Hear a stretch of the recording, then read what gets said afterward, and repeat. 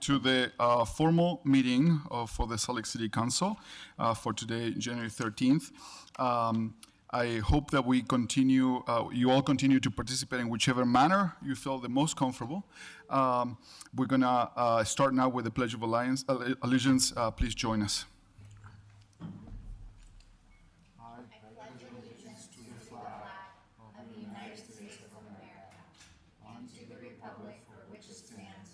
One nation, under God, indivisible, with liberty and justice for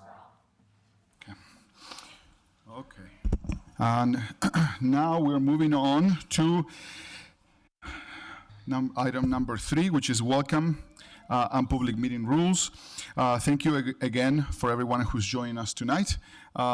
Before we move through the agenda, I want to quickly go through registration information on our rules and standards for public meetings. We welcome everyone, and the Council's goal is to make this meeting a place where people feel safe and comfortable participating with their local government. We invite everyone to help make this a welcoming place. A respectful and safe environment allows us to conduct the meeting in an orderly and efficient way. Our most basic rule is that any action that causes a disruption to our ability to conduct a meeting or any safety concern involving threats or unprotected speech are not allowed. These actions or comments may result in removal from the meeting. As a reminder of our public meeting comment registration process, individuals may register to comment on scheduled public hearing items until the hearing is closed. Those items are specific to those topics. For the general comment section, we will accept signups until 7:30 p.m. The general comment section is limited to a maximum of 1 hour and will only include commenters who register before 7:30. So if you are here to give general comment, please sign up and remember that it's possible that not everyone who signed up may be able to speak. I will continue now and moving on to item number 4. I'm going to take a moment of personal privilege and recognize Councilmember Warren for his service as Salt Lake City Council Chair in 2025. Tonight, we honor and recognize someone who has led the council with steadiness and compassion, our 2025 Council Chair, Chris Warden. Serving as a chair is never simple, it's never easy. It means long days, tough conversations, and the understanding to hold space for a city that is growing and challenging us. And Chris, you did that. You approached this last year with humility and a fierce belief that Salt Lake City can always do better for residents, business owners, and visitors. This last year was a big one, and not at times very easy. And yet, under Chris's leadership, Salt Lake City did not step back. We stepped forward. Earlier last year, thanks to the careful work of the mayor's office, we introduced 3 new official flags, and I know are very meaningful to many of us. Our Sego Lily belonging flag, honoring our LGBTQ plus residents, our Sego visibility flag, honoring our transgender community, and our Sego Juneteenth flag, honoring Black and African American resilience in our city. Thank you for your leadership with those flags. Each of those flags carries a Sego Lily, a symbol of endurance that reminds us how strong we are, no matter the pressure to shrink or disappear. And this last year, when the Human Rights Campaign released its latest Municipal Equality Index, Salt Lake City earned back a perfect score of 100. That achievement didn't happen by accident. It happened because of steady year after year work that you, Chris, been part of since long before I ever held public office. And when speaking about this score, he reminded all of us that a perfect score is not a finish line. It is a promise to keep listening, keep protecting, and keep building a city where everybody belongs. Chris, this message is who you are, you had the chance to lead a majority queer city council, something that would have been unthinkable not too long ago, and is certainly still remarkable. You led with dignity and fight with purpose. We want to thank you for your leadership. So tonight, on behalf of the council, we're presenting you with a special gift, an original portrait by Pat Bagley, accompanied by the Salt Lake City new flags. These gifts are somewhere. We're going to get them to you. They're right here. Pat has a long history of capturing the heart of Utah and some of the most meaningful pieces of history in our city. And this gift, we wanted to highlight the flags as a symbol of the essential nature of your work, that even in challenging times, you continue to push for dignity, visibility, and belonging for all people in our city. To serve beside you is to be reminded of courage. Courage sometimes looks like to serve beside you is to be reminded that courage sometimes looks like consistency, showing up, choosing kindness, and choosing every day to make room for people who are pushed out of other spaces. Thank you for your leadership.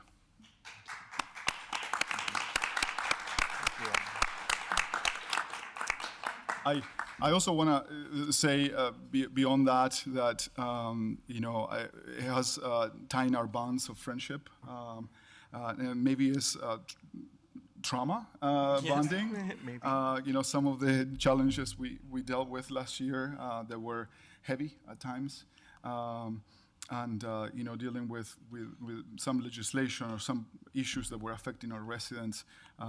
And thank you for your leadership and thank you for your friendship. Thank you. I thank you so much. I love the gift, and thank you all for the trust that you placed in me to be your leader for 2025 and to chair this body that I'm so proud to be a member of.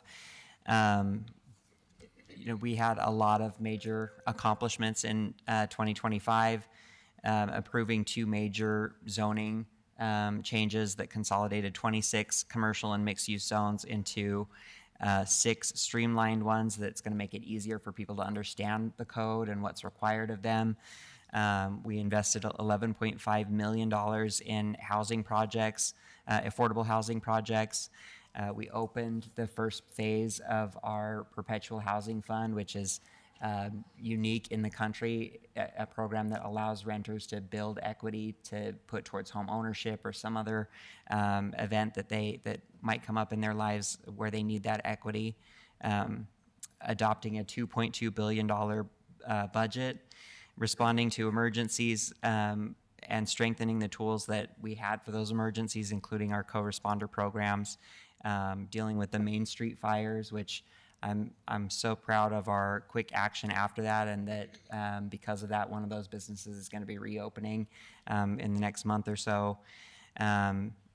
Advancing the Ballpark Next community-driven design plan to decide, baseball's been played at that location for over 100 years, and this is a big change to decide what's going to happen there from now on, and we laid that cornerstone last year, protecting natural resources for long-term conservation and land use investments, adding thousands of gallons to the Great Salt Lake through our ongoing efforts, approving $44.2 million in capital improvement programs to improve streets, parks, public facilities, and sustainability across the city, and of course, one that's near and dear to my heart,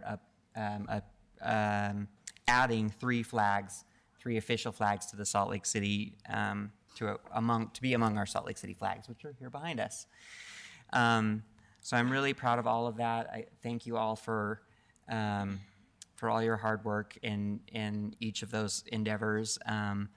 And I also want to say thank you to Ale, who I have known for probably 20 years now. But I don't think that we have ever been as close as we were this year, and I think definitely there is a lot of trauma bonding there. But I also think we have disagreed on different issues on this council and pretty famously disagreed on some. But to have the opportunity to work with you is one of the things that I'm most proud of this year. And the other thing that I'm most proud of and that I hope that we were able to do is set you and Erica up for success as the leaders of the council in 2026. I think with so many in our community that are feeling unsafe and are unsafe right now, that you two will do an excellent job leading. And I think it means so much to have an immigrant and a granddaughter of immigrants leading us through these unprecedented times. So I offer my support, and I hope that I have a lot of faith in you guys, and I know that you'll rise to this occasion. So I'm excited to see what you can do. Thank you. No, thank you, Councilmember Warren, for your leadership last year, and I will rely heavily on you and all of you. I mean, I'm just helping all of us move forward and try to have a voice for all of us together. So I'm looking forward to leading this council together. So thank you. Thank you.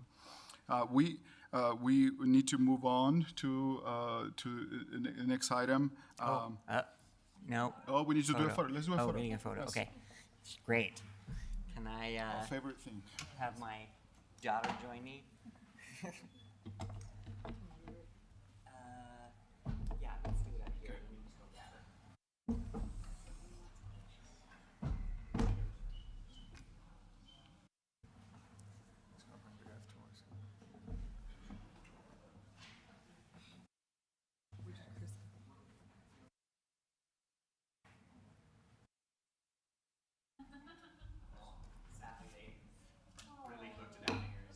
Do we want to have that? Do you want to have that? No, it's okay. Oh, there she is. Yay! Yay! Just in time.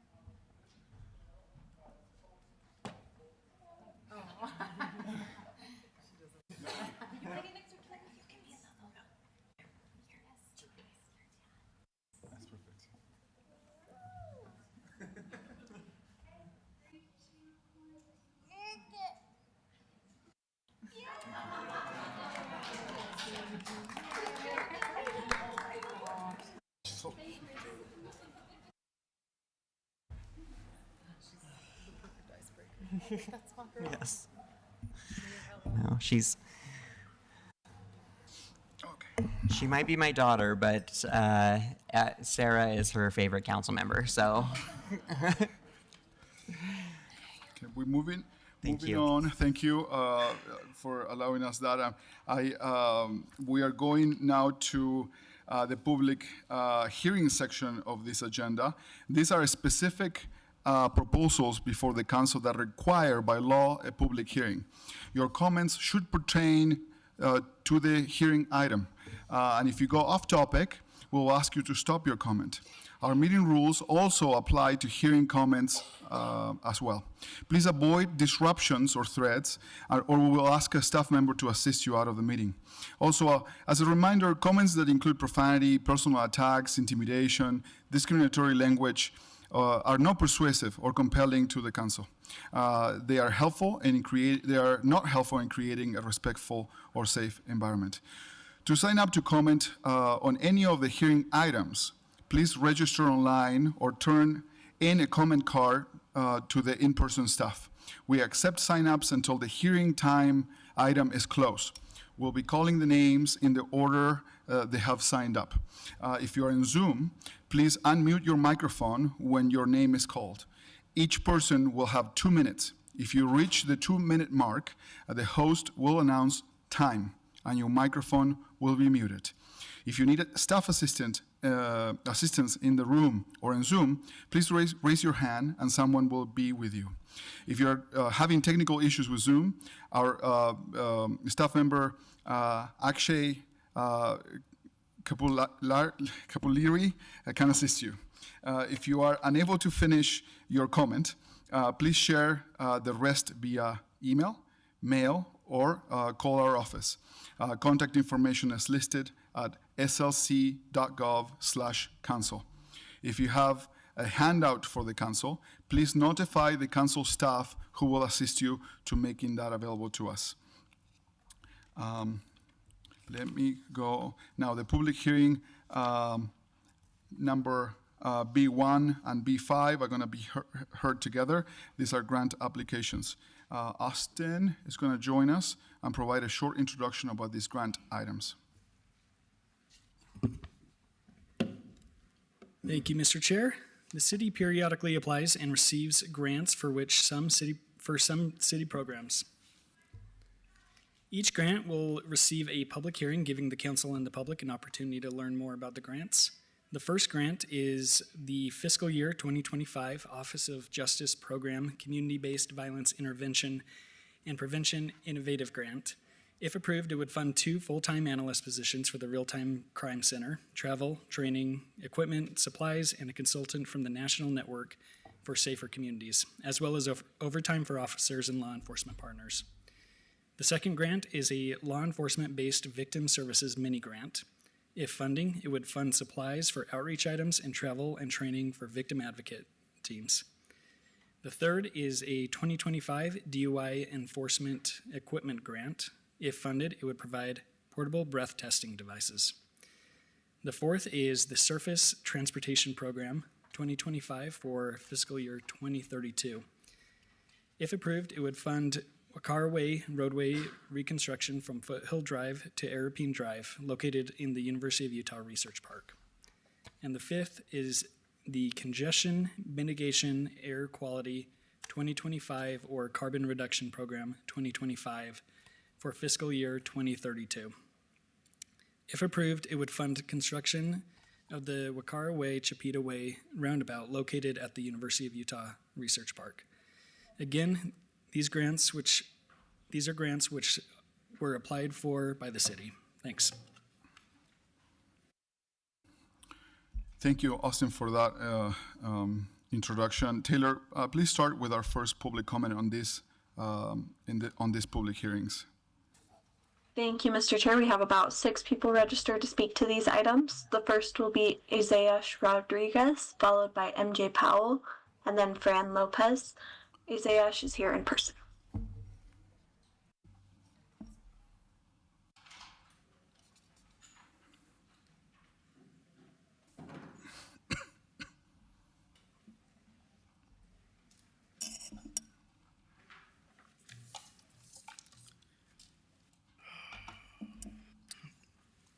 Hello, I'm Isaiah Rodriguez. I am a Salt Lake City resident, Glendale specifically. I just wanted to say again, you guys should vote no on B1. That specific outlining of B1 does include funding for, again, auto license plate readers. I don't know why we're doing this again so soon. I don't really think anyone here actually took the time to consider what was said last time. So, as a reminder, if they work, I'm not really sure what your defense is in terms of the shooting at 600 North, as there's no one in custody, and we do have these cameras set up there. So why are we considering more?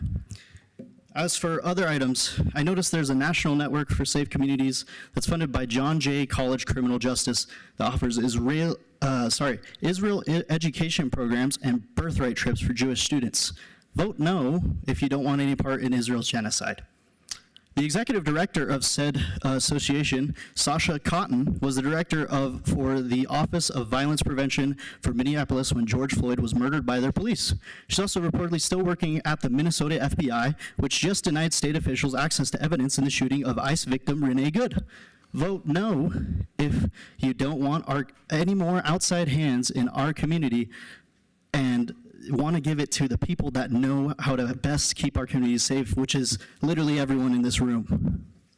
Due to ALPRs and the careless companies handling their data, there's already a leak from 43 different police departments in Utah alone of citizen data, including a police department that operates within Salt Lake City. Vote no if you respect the safety and privacy of your citizens and officers. Next will be MJ Powell, followed by Fran Lopez, and then Eliana Massey. MJ, you may now unmute. Good evening, City Council and Salt Lake City residents, as well as the rest of the city employees in attendance. Thank you to the young man who just spoke truth to power before me. Erica, congratulations on being elected to the City Council. As for everyone else that's there, you know who I am. I was here last month. And you've gotten my text messages. ICE is in our community. And as I jump on the first call of the year and we're talking about gratitude, rather than talking about the work that we need to do and making our constituents feel safe and reassured that y'all are doing your jobs that you were elected to do. Meanwhile, I'm seeing grants from, let me see, U.S. Department of Justice, the same department that won't charge the federal agents responsible for the murder of Renee Good. We want to take their money, but we won't do the work here in the city. People will start remembering this. If you do not vote no to this resolution until we get actual information that is shared across the city to the constituents that elect you to your positions, and you keep doing straw polls like I saw in the work session, people are going to remember that when it comes to elections. We do not need to be civil in expressing our discontent with unconstitutional activities, as well as a lack of legal due process for all Americans. What happens in Minnesota impacts us in Salt Lake City. Vote no to B1. And as for the Wacara Way, I love that we're kicking off the new year focusing on the east side. Again, we put a park in on the west side and we call it good. I'll be back during the public comment section. Thank you for your time. Next will be Fran Lopez, followed by Eliana Massey, and then Leo Izuka. Fran is here in person.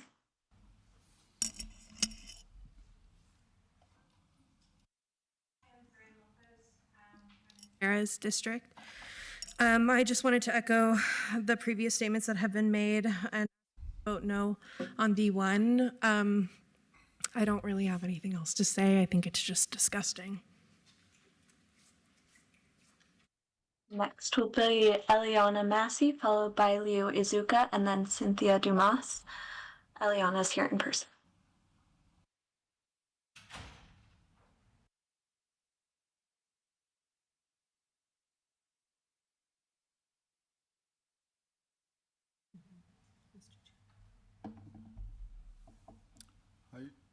I don't see the next speaker.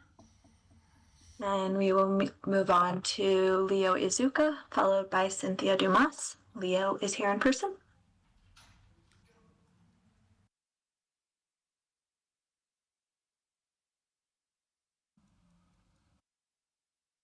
Okay. Can you call the next?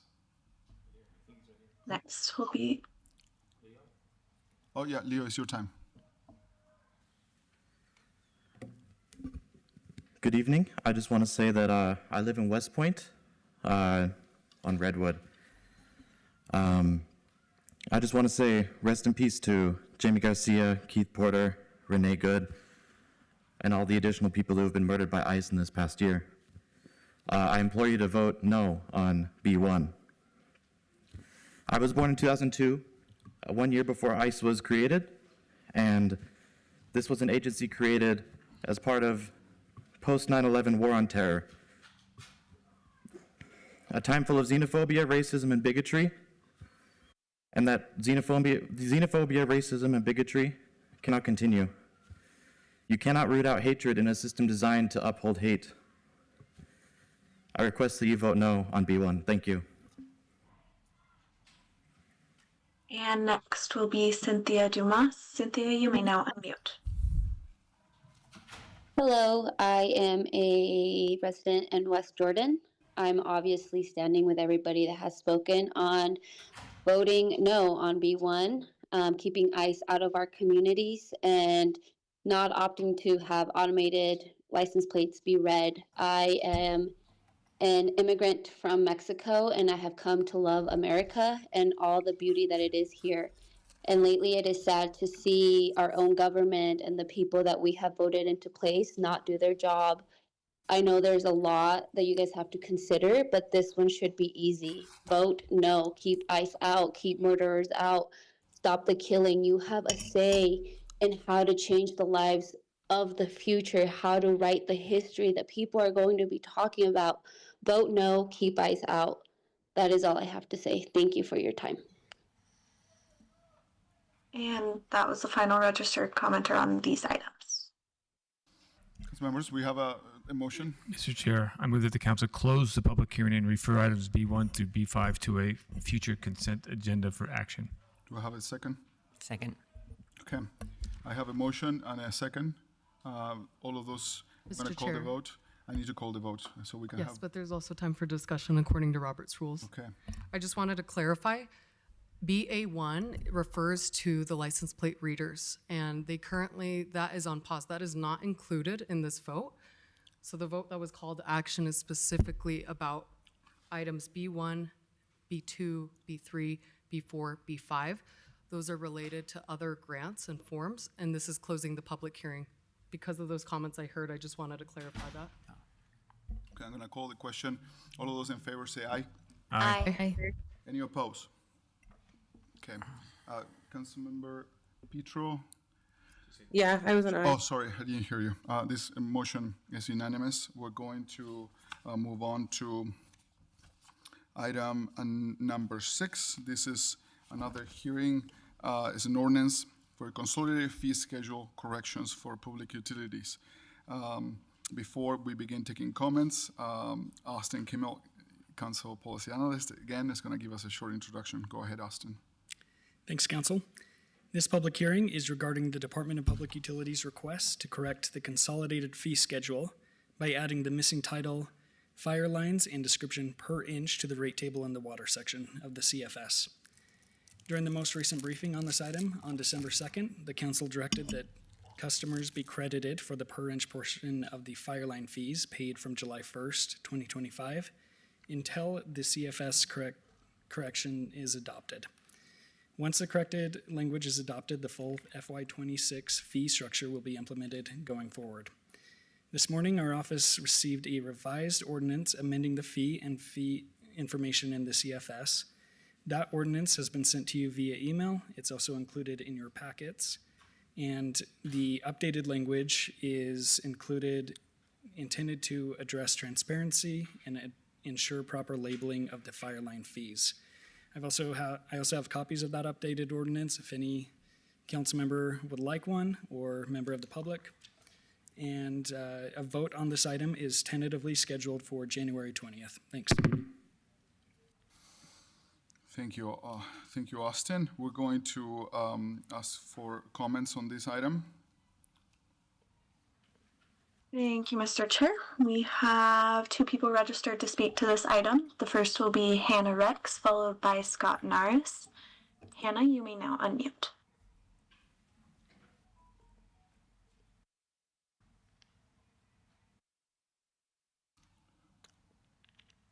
You'll repeat the names again?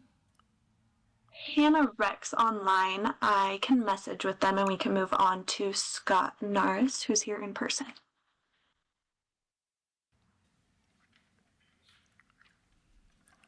Good evening. My name is Scott Naris, and I'm a board member of the Harvard Park HOA, a collection of 10 single-family homes in District 6. We have a fire hydrant on our street that is classified as a private fire line, which is why we have concerns with this agenda item. Issues with the new fire water line fees first came to our attention with our August utility bill when we discovered fees had increased by 740%. Since then, we have had several interactions with DPU and the City Council on this matter.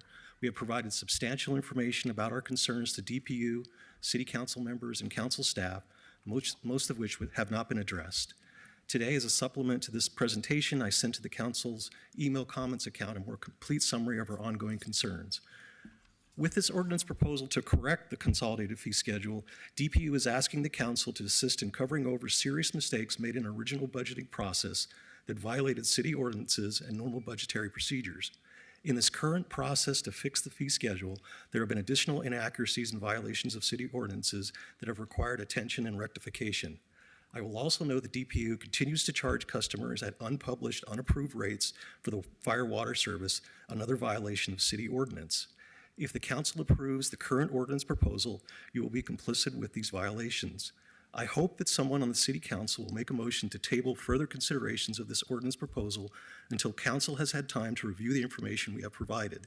If that is done, I am confident the council will agree you must reject the ordinance proposal and ask DPU to follow proper procedures by submitting a budget amendment request that fully justifies their rate proposal, resulting in a fee schedule that is clear, concise, and fully compliant with city ordinances. Thank you.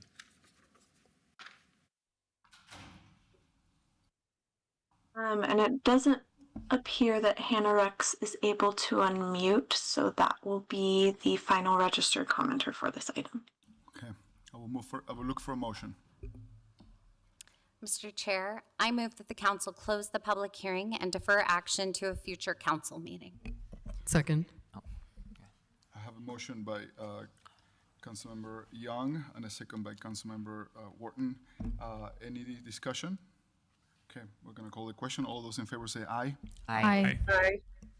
Any Aye. opposed? Okay, that passes unanimously. We are moving on now to there's no potential items, to comments, questions to the mayor from the city council. Are there any questions?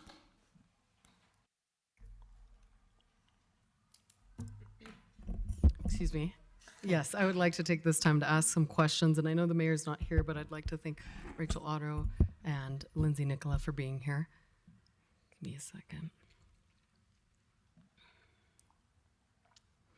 The questions I have for Mayor Mendenhall: does Salt Lake City Police Department collaborate with Immigration Customs Enforcement? Thanks, Councilmember, for the question. The Salt Lake City Police Department does not collaborate with ICE on immigration-related operations. We do collaborate with federal agencies on various criminal, we do collaborate with federal agencies. Sometimes that does include ICE if we do have violent criminals in the city that we're looking to apprehend, but we do not collaborate with ICE on immigration-related enforcement.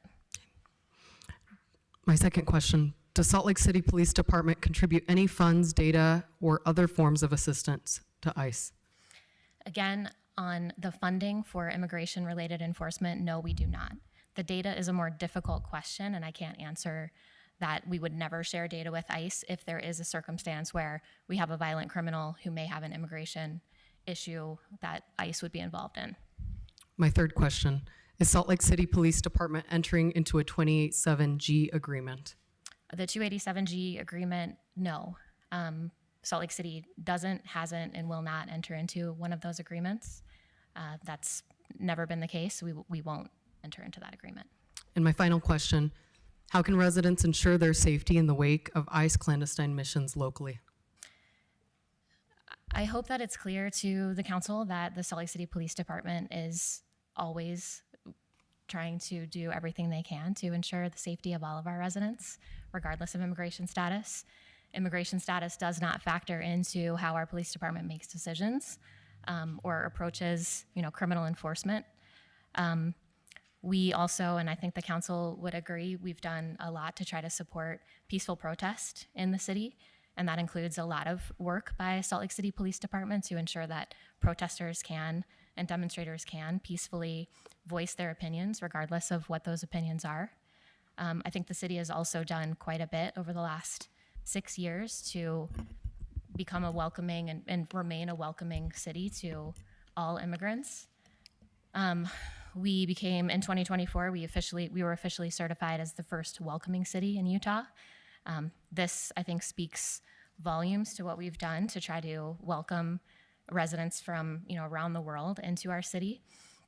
We also last year launched the Future Citizens Path program, where we're funding ways for residents to pursue permanent citizenship in the city, and we'll continue to support that program adamantly. And for years, we've worked on the Know Your Neighbor program, where we try our best to connect residents from other parts of the world into the community and provide them the services they need to be able to live and thrive in Salt Lake City. So I think the city is doing everything we can to try to welcome residents from everywhere into the city and keep them safe, and that won't change. Thank you, Mr. Chair. I yield my time. Thank you. On behalf of the mayor's office, I appreciate the answers to those questions. I was in the part of the process of the certification for our welcoming with Councilmember Mano, former Councilmember Mano, and the questions on how they interview the community to find out the impact that the city had on our programs for our refugee community, our immigrant community. It's impressive to be the only city in Salt Lake, in Utah to have that designation. So thank you for your leadership. We're moving on now to the general comment portion of the section of our agenda. This section is for those in the public to wish to comment to any city business which are not scheduled for a public hearing. It is limited to a maximum of 1 hour, and only those individuals who are registered to speak before 7:30 can take advantage of it. Our meeting rules apply to those general comments. Please avoid disruptions or threats. I will ask any staff member to assist you out of the meeting if so. Also, as a reminder, comments that include profanity, personal attacks, intimidation, discriminatory language, or any are not persuasive or compelling to this council. They are not helpful to create a respectful or safe environment. Let me see. Please avoid interruptions so that we can use the time for as many people as possible to help make sure that as many people as possible can speak during that hour. Anyone in person should feel free to come up and stand in line when you hear your name called to make more efficient the process.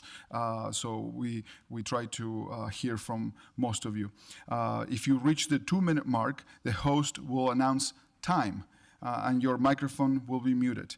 If you are unable to finish your comment, please share the rest via email, mail, or you can call our office. Contact information is listed at slc.gov/council. If you have a handout, I remind you, you can show it, and then council staff will grab it from you and give it to us. We can start with Taylor. We can start with our first general comment. Thank you, Mr. Chair.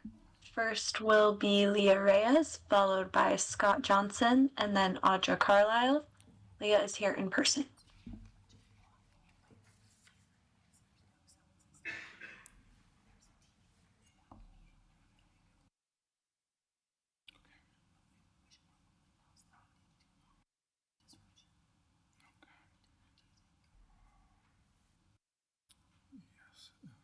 Okay, let's do that right now. It doesn't seem to be here. Let's take a 5-minute break because there is people in the hallways, and we want to make sure that they can hear. And this building is old; it doesn't have speakers everywhere. And we're going to take 5 minutes so the council staff can roll out a TV to those in the hallway to give them a chance to hear what we've been discussed here. So if you allow us 5 minutes for that disruption while they roll out the TV, we're going to convene as a meeting back again in 5 minutes. So those that need a little break.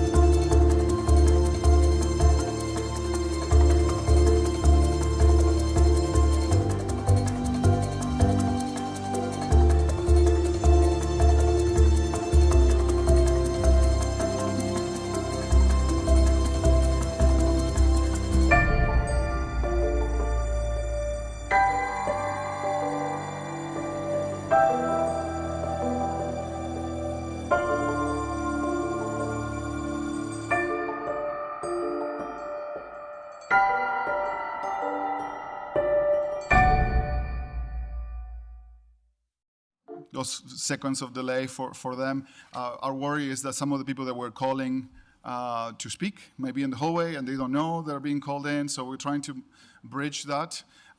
We're doing our best here. Thank our council staff, the IMS, the recorder's office, the attorney's office, the mayor's office, all of the dozens of staff that are among all of us to try to make sure that this runs very smoothly. So we have paused the clock when we make that little pause for this technology break. So we're going to restart the clock. Taylor, can you start calling the next speaker? Next will be Scott Johnson, followed by Audra Carlisle, and then N Canada, Kale Akina, and then Fane Harris. Scott, you may now unmute.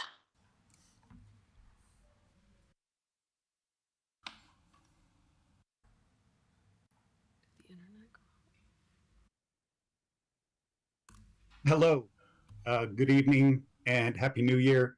I'm going to defer my time to another occasion.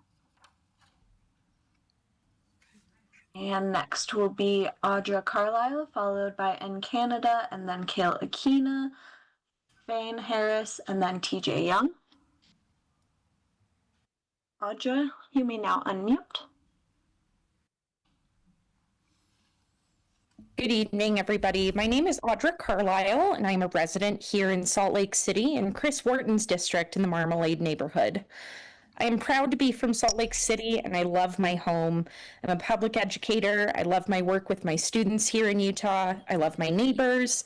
I love that as an out queer woman, I'm able to share my life with my lovely wife here in Utah. And I'm so lucky to be part of a community that makes me feel safe, respected, and part of something bigger than myself. With that, not everyone in our city has access to that same sense of safety, and it is my and our civic responsibility to stand up and demand better. We cannot stand idly by while so many of our neighbors are profiled, terrorized, and killed by immigration and customs enforcement, always, but especially in the last year.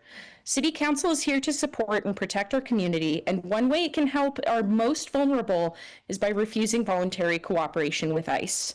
Both our mayor, Aaron Mendenhall, and you, our elected City Council leadership, have the power and duty to require judicial warrants before any city resources are accessed by ICE, ensure that no city funds, staff, or faculties are ever used for federal immigration enforcement, pass a resolution calling for ICE to be abolished, mandate public reporting for all interactions with federal agencies, and provide resources to our most vulnerable community members through partnerships with immigration rights advocacy organizations.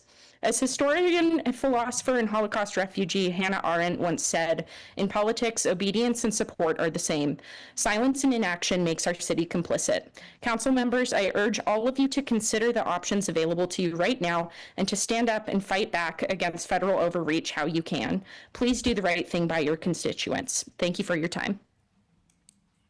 Next will be N Canada, followed by Kale Akina, Fane Harris, TJ Young, and then Ethan Meldrum, and is here in person.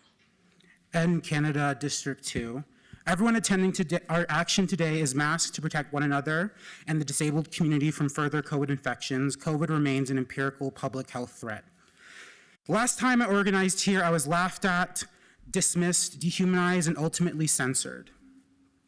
I was called a terrorist for naming our nation's participation in genocide and dehumanization. But I'm here again defending the humanity of the undocumented and those who stand with them, which is antithetical to terrorism. It is actually resistance to dehumanization, all under the specter of your 6-0 censorship vote. During the ceasefire movement, our cries were too loud and too righteous when we named the genocide of the Palestinians, conveniently distant from this valley. But the genocide is not distant anymore, is it? You are now seeing how it is all connected. I am not your enemy, but a defender of freedom. Restoring an unlimited public comment period is the bare minimum. City Council must use its legal authority to obstruct ICE locally and protect our community from unconstitutional action that is creating terror. The message being sent is clear. Stand for humanity and justice, be black or brown, and you risk state-sanctioned murder. Much of this council could be the target of ICE, Sarah Young, you could be Renee Good, excuse me. So I ask you, a Latina majority and a queer majority, will you finally side with the people and defend us, or continue serving a collapsing order, one that terrorizes us at home, prepares genocide against us, and fuels imperial violence abroad? History does not ask if you were polite, it asks what you did. Will you listen to this omen? Time will tell. See you at the next public comment. Next is Kale Aquina, followed by Fane Harris, TJ Young, Ethan Meldrum, and Alice Kunkel. Kale is here in person. Kale is not, but Kylie Aquina is here. I am in District 5. Once again, my name is Kylie Aquina. I am in District 5. We meet again. A side note, I'd feel personally a lot safer if a certain city council didn't ask police if they could arrest us last year or last time we came, or restrict our ability to participate in basic civic action to 1 hour, but I digress. Liberty and justice for all is pretty generous to repeat at this time when laws are rapidly changing the definition of a violent criminal to target brown and black immigrants and increasing the criminalization of homeless people and trans individuals. So this moves far beyond any 287G agreements, but I am glad that we have this on the record, that you disagree to those, or the mayor at least. Salt Lake City decision makers' time is actually running out, so we have to decide, 1, how long it will take to act before the knock comes to your door, and 2, whose side you will be on. In a time of government overreach, psychological warfare, extreme cruelty, and suppression, it is time we raise our bar. We demand that you step it up and get ahead of what we have seen in Minnesota, in LA, in Philadelphia, Oregon, and in West Valley. We're exercising our rights tonight and will continue to do so even with extreme restrictions for a basic meeting. So ask yourself when you get home tonight, in the same comfort Keith Porter or Renee Brown should be going home to. Ask yourself, will you stand in defense of the people that you claim to act in behalf of, or will you wait until it's someone you know? Next is Fane Harris, followed by TJ Young, Ethan Meldrum, Alice Kunkel, and then Jake Helling. Fane is here in person. My name is Fane Harris, and I live in South Salt Lake, and I work downtown at a community resource center for LGBTQ+ youth, young adults, and families. Just like many people in this room and on this council, I'm the proud daughter of immigrants, and I worry about my family members, the kids and young adults I work with, and my friends every day for risk of profiling and kidnapping by the federal agency ICE. It is because of this that I'm asking the City Council to protect our community by turning your compassion into action. I know that no one condones the separation of families, discrimination, and murder, as I've seen many statements from council members and our mayor disgusted by the illegal actions of this federal agency. However, without a clear plan, refusal to cooperate in all aspects, residents are left unprotected and the responsibility has fallen on a lot of your constituents. And it's time for action, and the council and the mayor have the power and the duty to do more. I'm seeing too many of your constituents putting their bodies on the line, like armed queers, Westside Brown Berets, and Comunidades Unidades. So regardless of collaborating with ICE, I ask you, what about door-to-door knocks? What are the protections for the people on the ground? Are we redefining the word criminal? Because look at how we treat our unhoused population. And what does that mean if they're undocumented? And how are we protecting everyone? Because governing officials don't have the best history recognizing everyone as human. Are we collaborating and building bridges with grassroots organizations and organizers that we've previously harmed? And they've been predicting this for years. So when we use the term unprecedented, it really hasn't been unprecedented. We've been saying this. It's not a matter of when, it's not a matter of if, but when. So I'd like to emphasize the statements of my peers and neighbors and say that as someone that sits on several coalitions, advisory boards, and that has people rely on them, I know the struggle of feeling like I'm in over my head, and so it's important in balancing the scope and bandwidth. So it's important to ask, what are the things in my control and am I doing all of it? And so rest in peace, Jamie Garcia, Keith Porter, Renee Good, and the 30 additional people murdered by ICE this past year. Next is TJ Young, followed by Ethan Meldrum, Alice Kunkel, Jake Helling, and then Alex Ward. TJ is here in person. My name is TJ. I'm a resident of Salt Lake City. I am uniquely informed about ICE activity, as I've been running a virtual ICE watch with over 20,000 local, mostly Latino, community members for 356 days now. It's community-led. People send me photos and tips, and I verify the information. Over the year, we've witnessed repeated disregard for both constitutional and human rights of hardworking, tax-paying, beloved community members, the majority of whom have no criminal record at all. We've seen federal ICE agents lie repeatedly about incidents to try and drum up federal charges. We've seen them force random store customers to lie on the ground and hold them at gunpoint. And we've seen them kidnap a woman with legal status to get her husband to surrender in her place. You won't hear most of these stories because families are too afraid to share. And while most incidents happen on the West Side, even the ones within Salt Lake City violate people's Fourth Amendment rights against warrantless, racially profiled stops and unreasonable searches. They violate their Fifth Amendment right to due process, and they lead to detainment in deplorable, inhumane confinement conditions where they are cold, hungry, dirty, humiliated, disrespected, and worse. I believe we're being shielded from what's happening in blue states like Minnesota by our blue dot status within an otherwise red state. I understand you think you're doing all you can, but there's still more that Salt Lake City and SLCPD can do. I'm running out of time, but I'll be sending a follow-up memo tonight with specific actions you can take. Thank you for your time.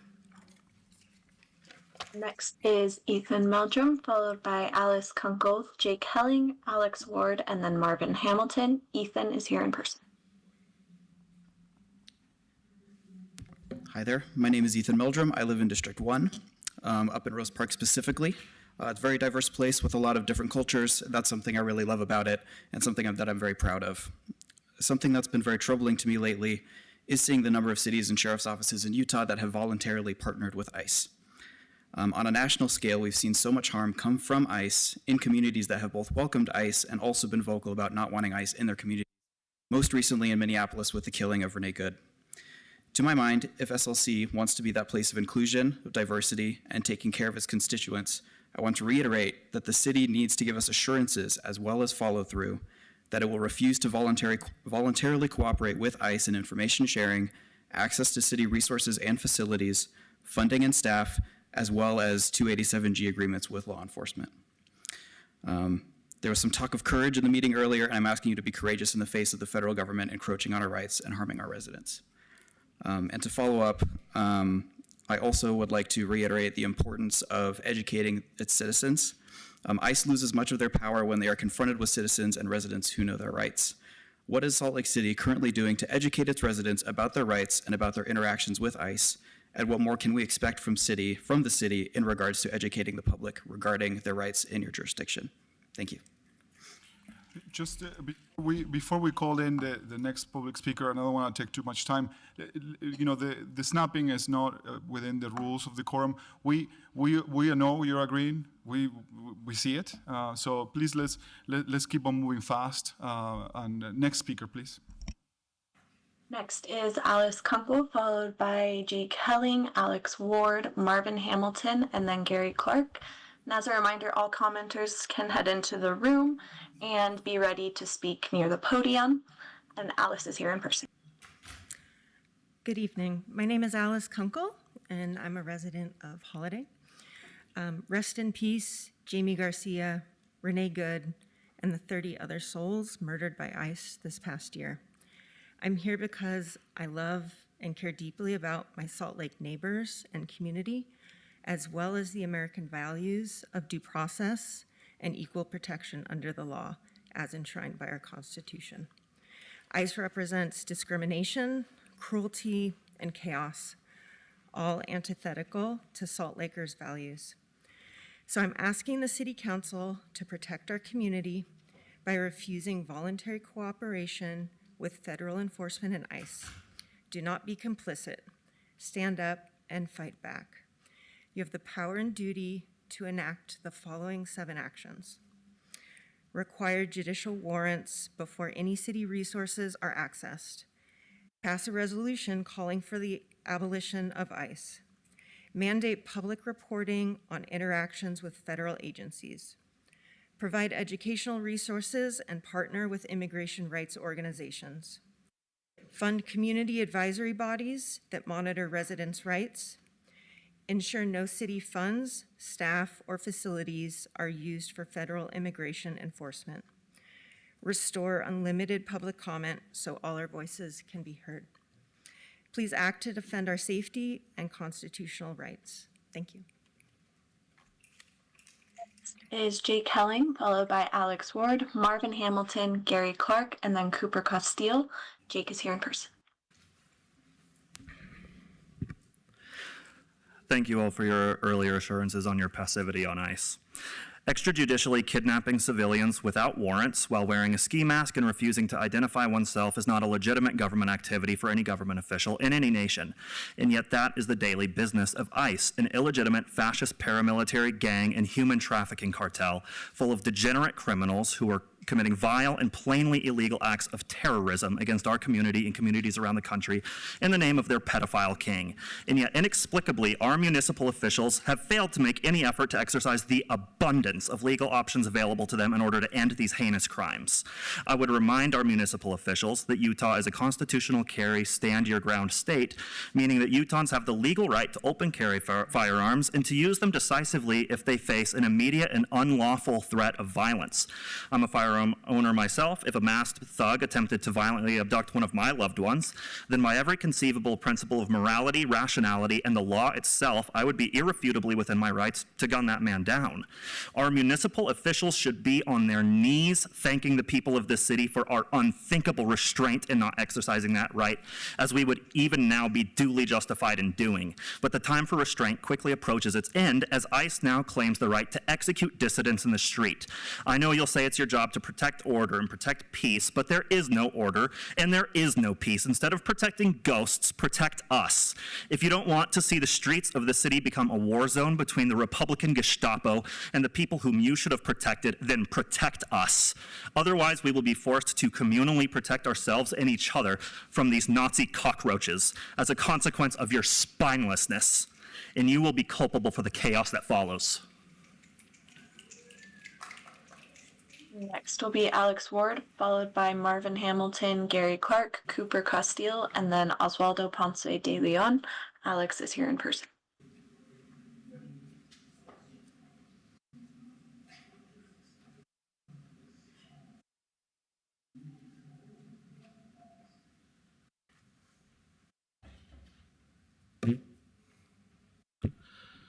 Gonna pivot a little bit from the common theme here.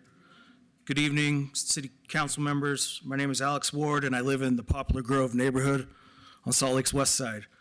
I'm here to formally introduce the memo I provided regarding the proposed sewer treatment biotower at 1020 West Pierpont Avenue, planned less than 100 feet from homes in the residential neighborhood. I want to be clear, I'm not here to oppose this technology, and I'm not asking you to permanently stop the project, even at this location. My request is simple: require the city to classify this project correctly under the Salt Lake City Code as a conditional use permit so residential safeguards apply. As currently classified, the burden is being placed on the residents to prove the system is unsafe, instead of the system being required to prove through the proper legal process that it is safe and compatible before it's built. And even though residents are being forced to carry the burden, here we haven't been given the time or documents needed to evaluate the safety and compatibility. We're still waiting on grandma records. This process has been rushed. Residents expected time to evaluate impacts, but the second public meeting was scheduled less than 2 weeks after the first, while the project continued advancing. Groundbreaking could begin as soon as Monday, and without a pause from the council, the neighborhood may lose its chance for meaningful review before construction begins. And I want to address urgency. According to the public utilities records reported today, there have been only 10 odor complaints in the last 5 years. This does not justify rushing a $2.5 million facility into a residential area without proper review. Council members, Poplar Grove is too often overlooked. We already have with some of the worst air quality burdens in the state, and residents fear we are being asked to accept infrastructure that could never be placed in homes in the east side. Time. Thank you. Thank you. Time is up. Thank you. Thank you. Thank you. Thank you. The 2 minutes have finished. There is a meeting for that for that on January 15th at the Public Utilities West Campus. So I'm looking forward to attending that too. Evening. My name is Marvin Hamilton. I'm a Salt Lake City native and an absolute privilege to be here. I want to thank all of you for the courage and the commitment that it takes to do what you're doing to represent Salt Lake City. Perhaps you're noticing a theme here tonight. That's because it isn't business as usual. It's no longer business as usual. I'll be 77 years old next week. I've lived my life in safety, except for 1 year as an infantryman in Vietnam. If you would have told me anywhere in my life that the biggest threat to my community would be my own government, I could not have conceived of that. I'm obviously and probably will remain safe, but many of my neighbors are not. I'm so encouraged to hear. I was here a year ago to thank you all and congratulate you on Salt Lake City's status, national recognition as a friendly city, and would invite you all to revisit some of the criteria by which they measure that. And much of that has to do with safety of all of the citizens, in particular those who are most vulnerable, essentially immigrants. Okay? It breaks my heart to think that so many of my neighbors should have to live in fear of the government of the United States and a country that was founded on diversity and freedom. Thank you for the privilege. Thank all of you all for your incredible comments tonight, for the privilege. Peace. Next will be Gary Clark, followed by Cooper Castile, then Oswald Ponce de Leon, Samantha Shrives, and then Javier. Gary's here in person. Good evening. Thank you again, as Marv said, for being here and for the work that you're all doing for our city. There's been some important comments tonight, and mine might not seem so important at first. I want to talk to you about symbolism. In our city, we have streets named after some of the great humans that we've all been influenced by, including Martin Luther King and including Harvey Milk. Recently, I was made aware of an emphasis by Layton's representative, Trevor Lee, that he thinks it would be a good idea to rename Harvey Milk Boulevard to Charlie Kirk Boulevard or something similar. And he was saying that in so doing, that he believes Charlie Kirk is more representative of what Utah is than Harvey Milk was. And I just want to say, the truth could not be further, this could not be further from the truth. I also just recently learned that it doesn't matter what Trevor Lee says, that he doesn't have any influence on the naming of streets in Salt Lake City, that this august body right here does. And so I'd like to encourage all of you to dig in your heels, to ignore Trevor Lee, and to do the right thing, and that is to leave Harvey Milk Boulevard names just as it is and ignore the effort to rename it after Charlie Kirk. And finally, I watched the Charlie Kirk murder, and it was awful. And the Renee Good murder was awful. And I am no advocate of murder, but nor am I an advocate of renaming a street in our city after someone with the attitude that Charlie Kirk used to bring to our country. So, thank you. Next will be Cooper Castile. Let's remember the snapping. It's not within the rules, please. Go ahead. Cooper Castile, Oswaldo Ponce de Leon, Samantha Shrives, Javier, and then Kelton Baker.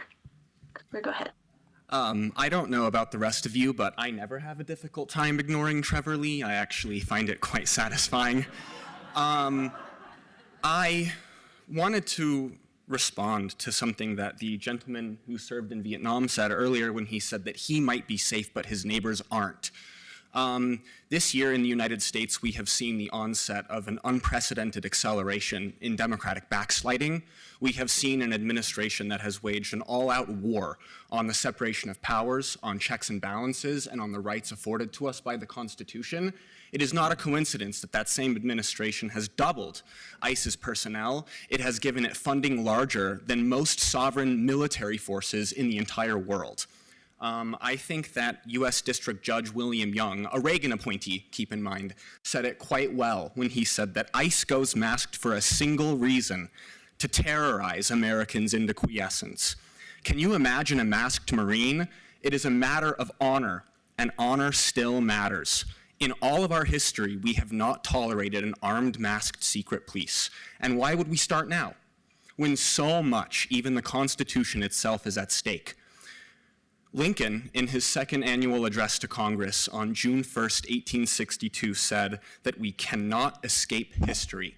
It will light us with honor or dishonor to the next generation. I would encourage all of you to keep that in mind, all of us to keep that in mind as we remind ourselves of what our role is in knowing our rights, in standing up for our rights, and in preventing what we all see, which is an armed, masked, secret police invading our communities, trampling upon our rights, and disregarding the Constitution with disgusting glee. Thank you. Next is Oswaldo Ponce de Leon, Samantha Shrives, Javier, Helton Baker, and then Gabriela de Oliveira. Oswaldo is here in person. Hello, City Council. My name is Oswaldo. I live in District 4. Before I begin, I'd like to thank Councilmember Lopez Chavez and the Mayor's office for answering those questions earlier. It does give us some reassurance. I'm here as an immigrant and a concerned community member. A little over a year ago, I brought up my concerns about immigration enforcement in our city, and I'm here to do it again. We have amazing community organizers like Comunidades Unidas doing work on the ground to protect our immigrant neighbors. And although they do an amazing job, we need more support from our city leaders. I echo my fellow commenters' demands that we,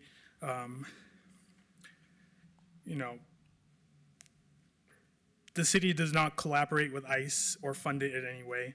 As a community, we stand in solidarity with all marginalized people around the world, and we're asking the city to stand with us. And finally, I'd like to say rest in peace to Jamie Garcia, Renee Good, and the 30+ other people who have been murdered by ICE this last year. Thank you for your time.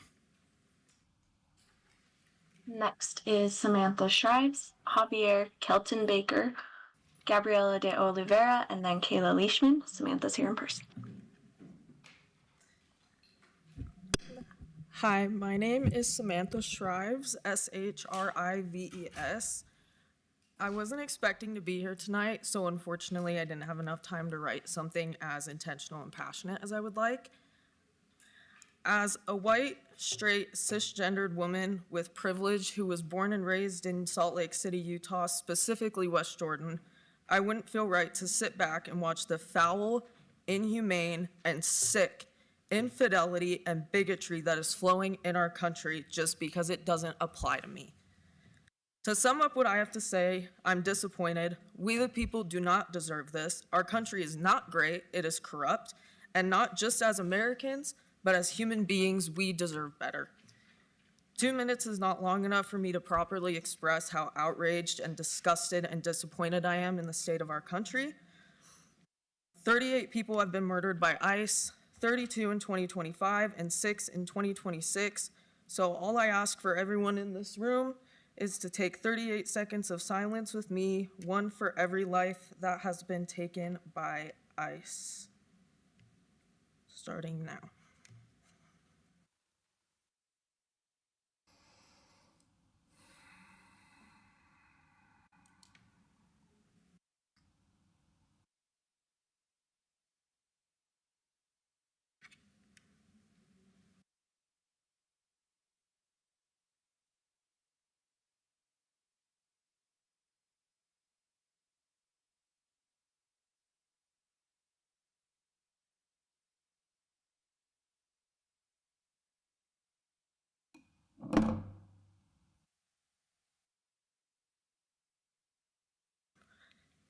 It is our responsibility to say something, and with all due respect, it is your responsibility to do something. Thank you. Next is Javier, followed by Kelton Baker, Gabriela de Oliveira, Kayla Leishman, and then Lisa Reed. Javier is here in person. Thank you for taking the time to listen to me. My name is Javier. I came to the United States when I was a child, and my family picked Utah because of its reputation to be a safe state. I ask you please to put yourselves in the shoes of a child who has just arrived to the United States, who cannot speak English, who has dread in his stomach every time his parent goes out and doesn't know whether or not they'll be coming home. They're looking outside a window, looking for any sign that their parent is going to come home to them on that day. And imagine repeating that every day until this nightmare is over. This state fancies itself for protecting its children. And what ICE is not anything that protects children. The same trauma that any child predator inflicts on a child is the same that ICE inflicts on a child. The separation from their parents is nothing more dangerous or more harmful than anything a child predator does. ICE is a child abuse force, and you need to protect us from them. Thank you. Next is Kelton Baker, followed by Gabriela de Oliveira, Kayla Leishman, Lisa Reed, and then Maria Walker. Kelton's here in person. Thank you. I was born and raised here in Utah. I've lived in Salt Lake City and Rose Park for more than 20 years. I've even ran for office. I've been very committed to the community. I've been typically known as a conservative. I want to say, in regards to the statements about ICE tonight, I stand with every single one of those statements, even those radical ones. This is an unprecedented time. Thank you. Next is Gabriela de Oliveira, Kayla Leishman, Lisa Reed, Maria Walker, and then Milo Myers. Gabriela's here in person. My name is Gabriela. I live in District 7. I immigrated to the United States when I was 6 years old. Councilman, you spoke earlier about community and endurance in the face of pressure to disappear. And I think that your words are more important than ever during a time like this. The City Council and the Mayor have a responsibility to protect our community however they can, and this means refusing voluntary cooperation with ICE. Without clear refusal to cooperate, residents are unprotected and the city is complicit. As an immigrant and as a human being, I feel unsafe and I feel outraged. And I think that we should all be outraged. Our neighbors are being taken from their homes by masked men armed with guns and paper-thin legal authority. ICE is in Utah right now. A few months ago, a University of Utah student was taken by them and held in detention for several days.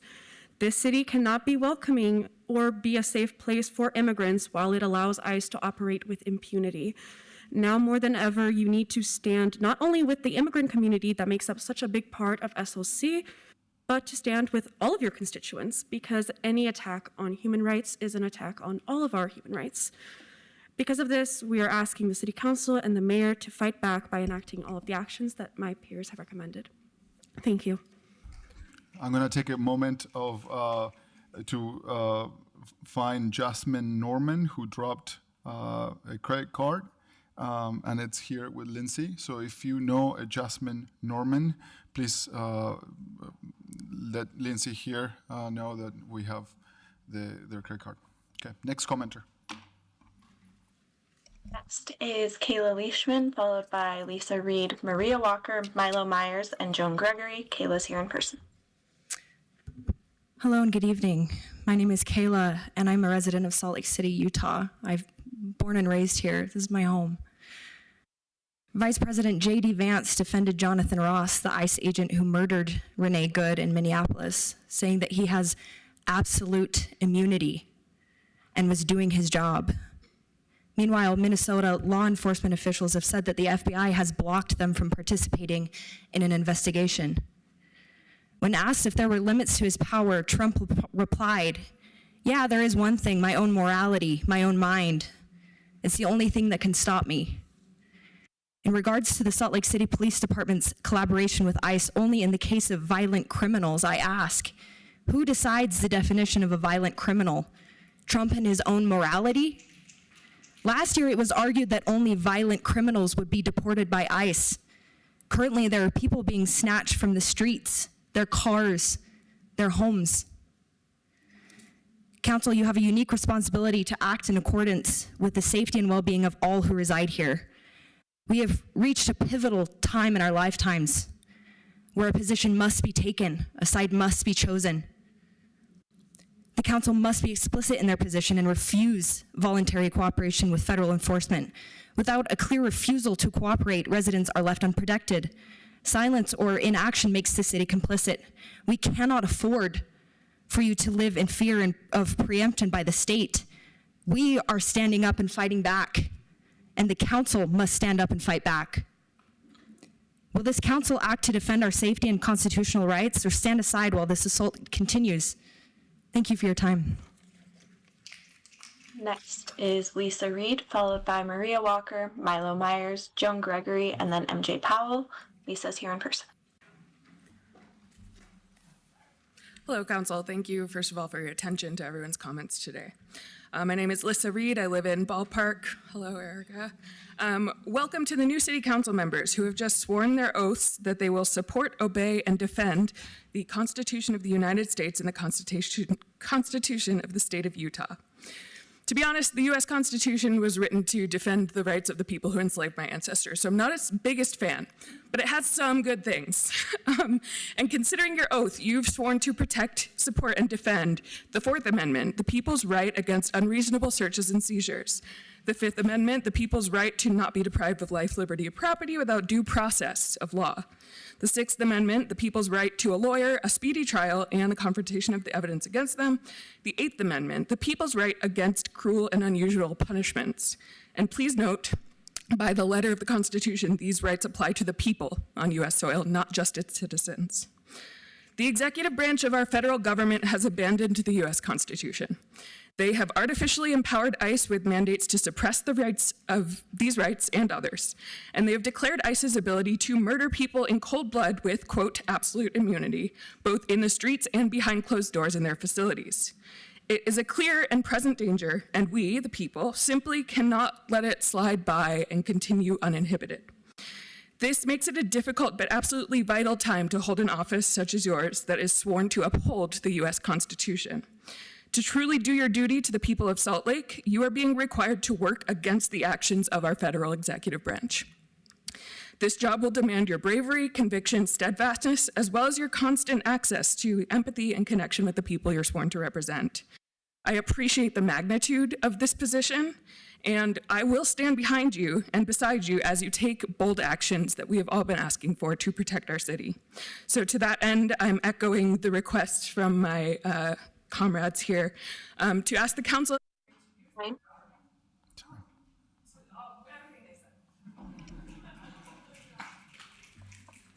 Next is Maria Walker, followed by Milo Myers, Joan Gregory, MJ Powell, and Megan.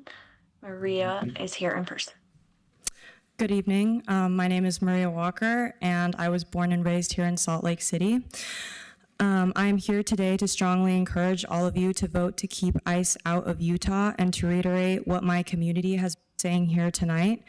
I am a first-gen Peruvian American. My family came here to give me more opportunities, to give me a voice, to give me the life they never had.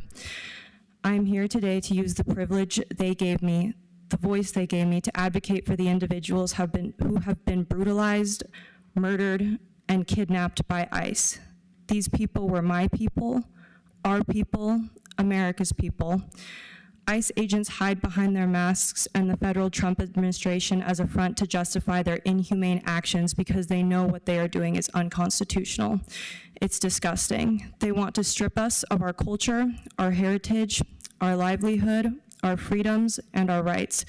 Most of the buildings you drive past here in downtown, perhaps even the one we are standing in right now, have been built by immigrants, minorities, Americans. This country has been built by immigrants. We are nothing without our diversity.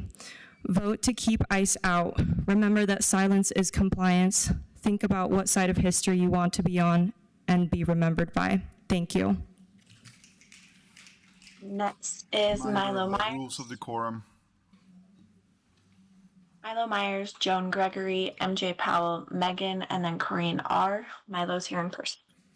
Good evening. My name is Milo Myers. I just want to start by saying everyone on the council and everyone behind me all knows that ICE enacts the will of a totalitarian, brutalist, and imperialist will, and there is no freedom while ICE is around. I don't know how anyone can accept that they are running around communities, invading schools, workplaces, abducting people from their homes with zero due process. As soon as one person in this country has zero due process, the entire country has zero due process. When are we going to accept that? When are we going to accept the fact that they could knock on your door, label you as a terrorist, label you as a thug, and you can't say anything about it because they've been doing it to hundreds of people throughout many years?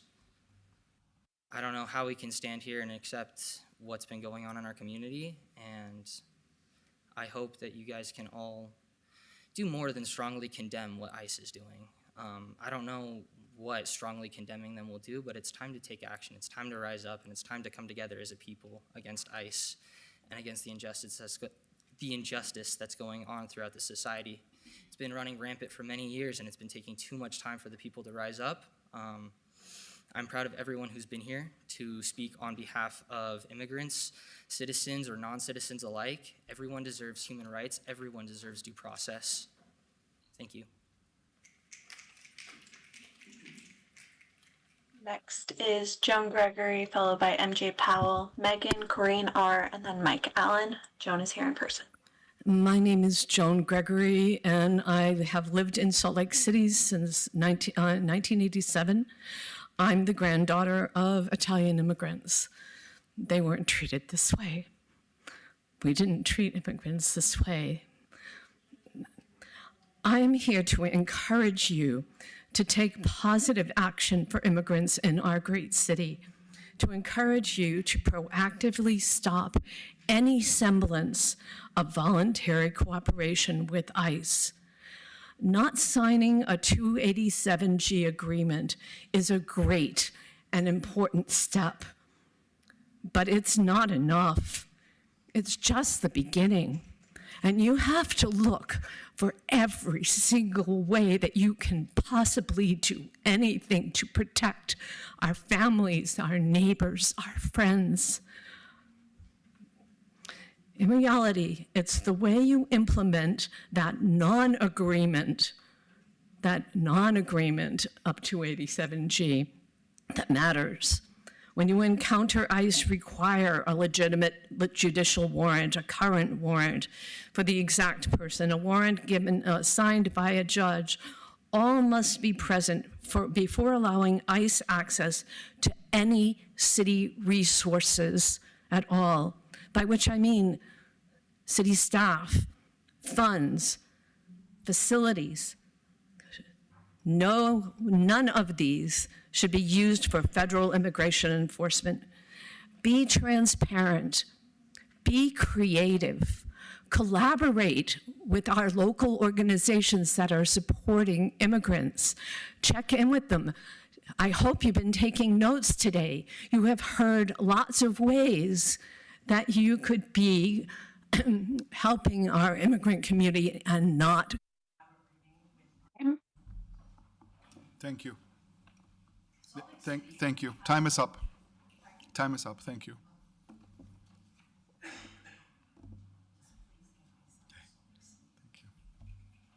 Next is MJ Powell, followed by Megan, Corrine R., Mike Allen, and Alexis Levitt.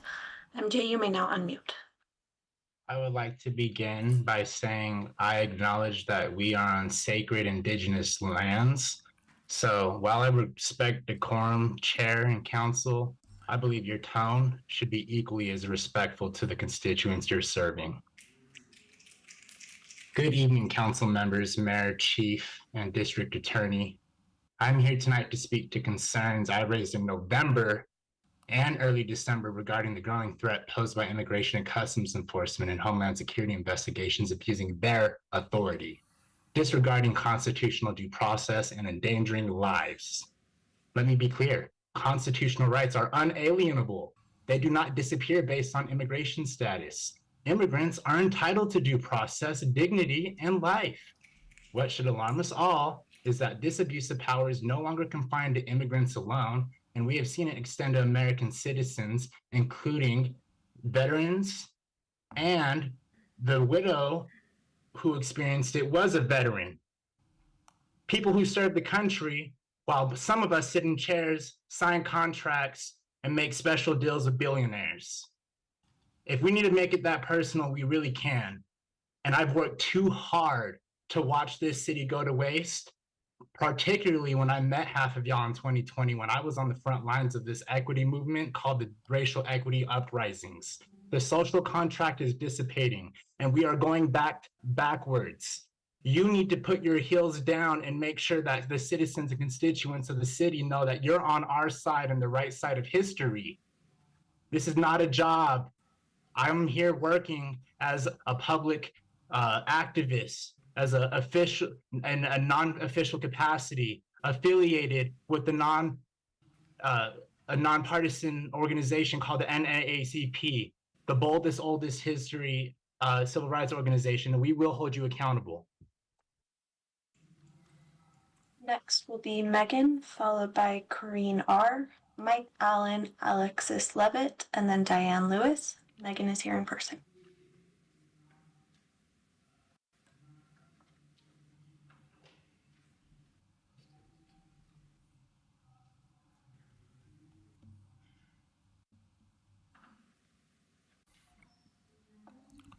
Can we call the next name? Next is Corrine R., followed by Mike Allen, Alexis Levitt, Diane Lewis, and Brian Pantel. Corrine is here in person.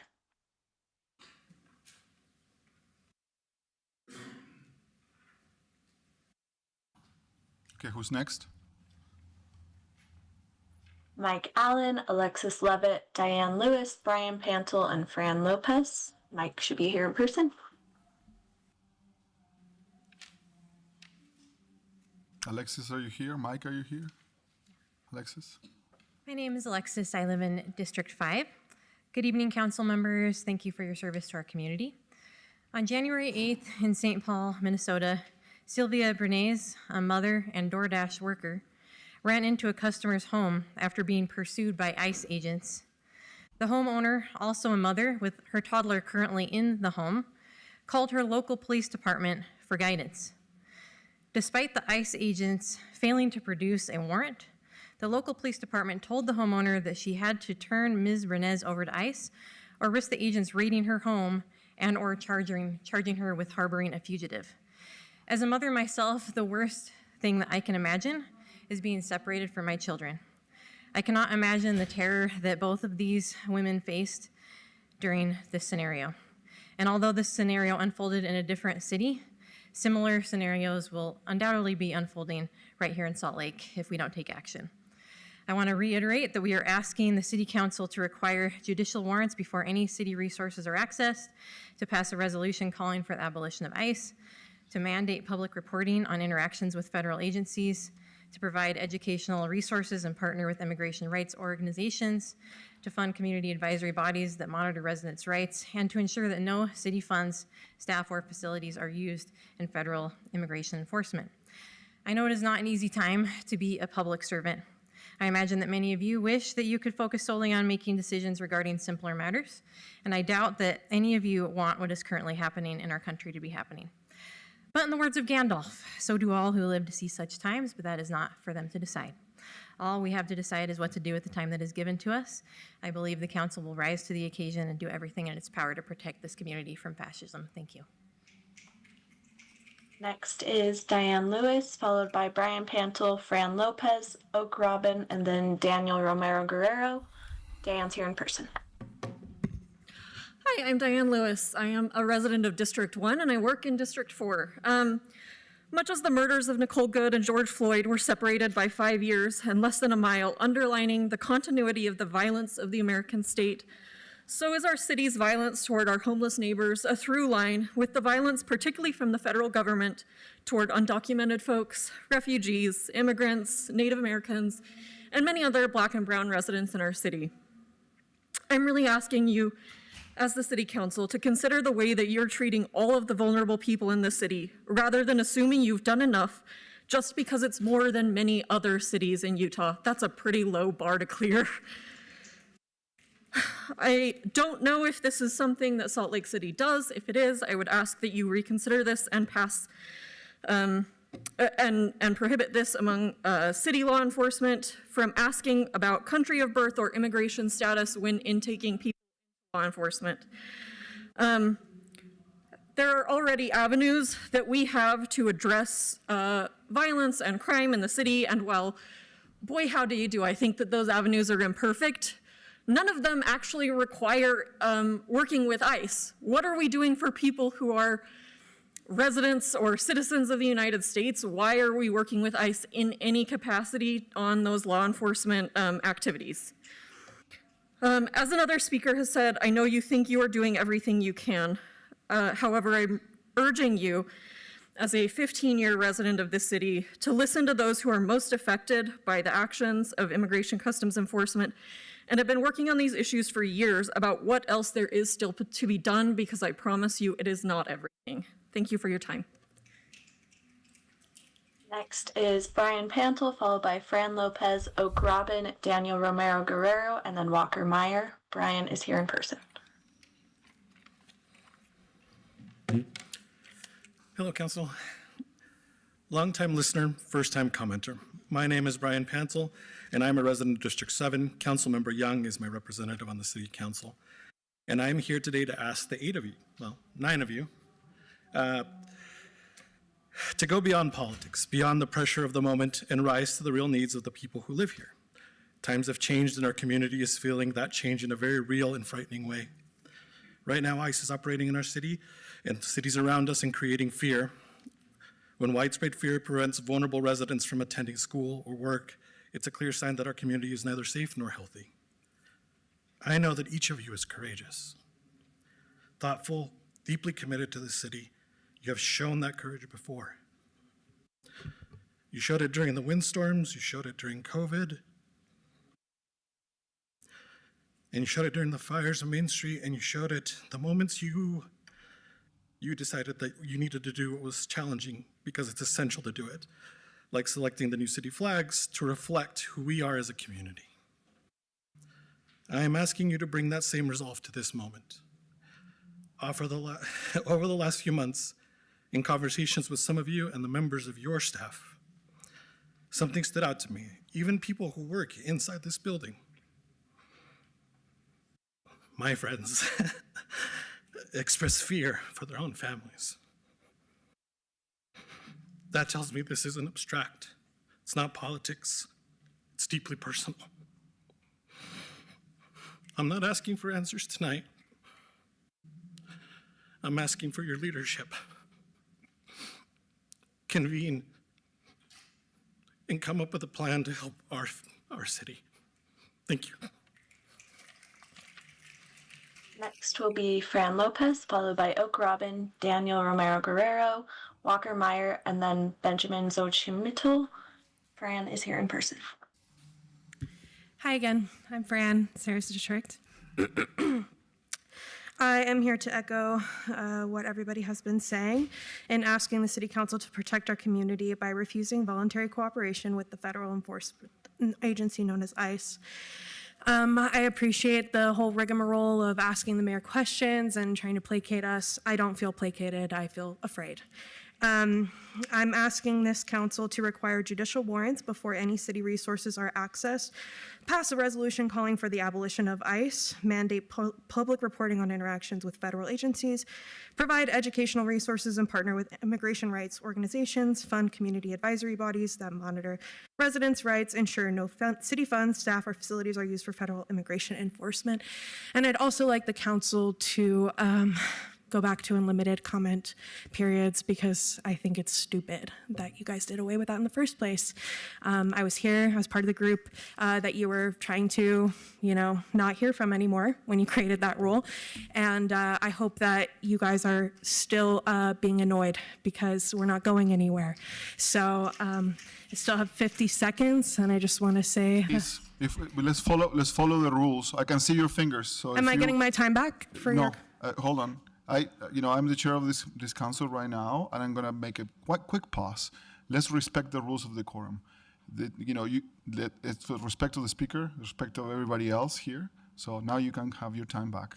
Thank you so much. I do feel respected by the Snaps, by the way more than anything you guys have ever done. So I'll conclude with that, but thanks. Next will be Oak Robin, followed by Daniel Romero Guerrero, Walker Meyer, Benjamin Xochimilco, and then Nick Bernard. Oak, you may now unmute. Hello, my name is Oak Robin, and I am a resident of Murray. I would like to echo what all of my constituents and comrades have been saying tonight.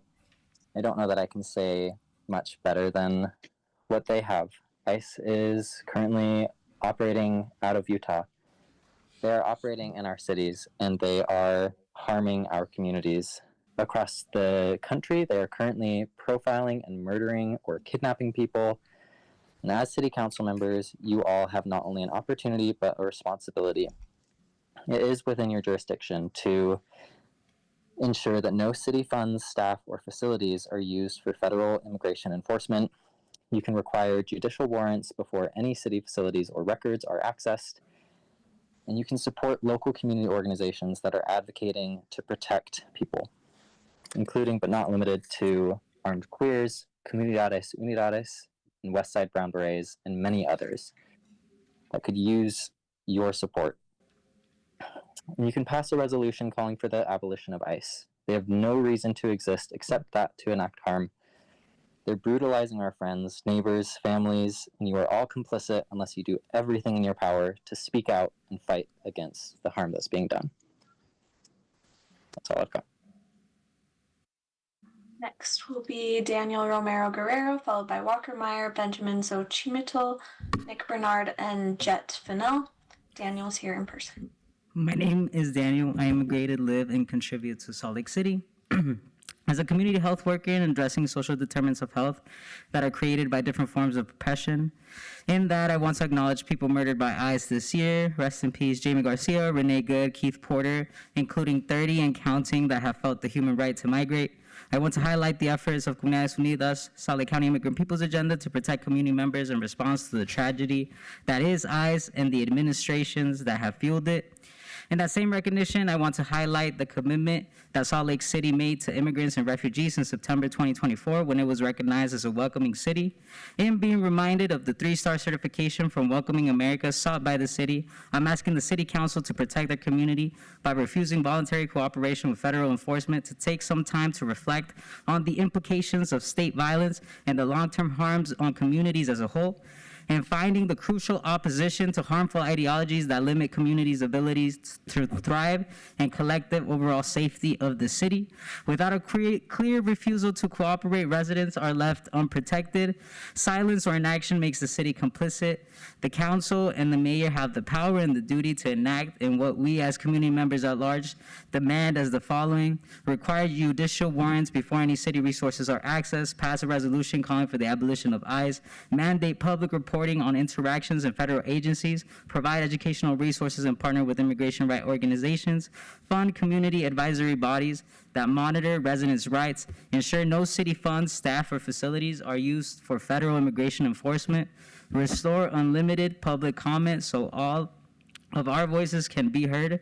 We are here because we care and want to face this question together. Will this council act to defend our safety and constitutional rights, or stand aside while this assault continues?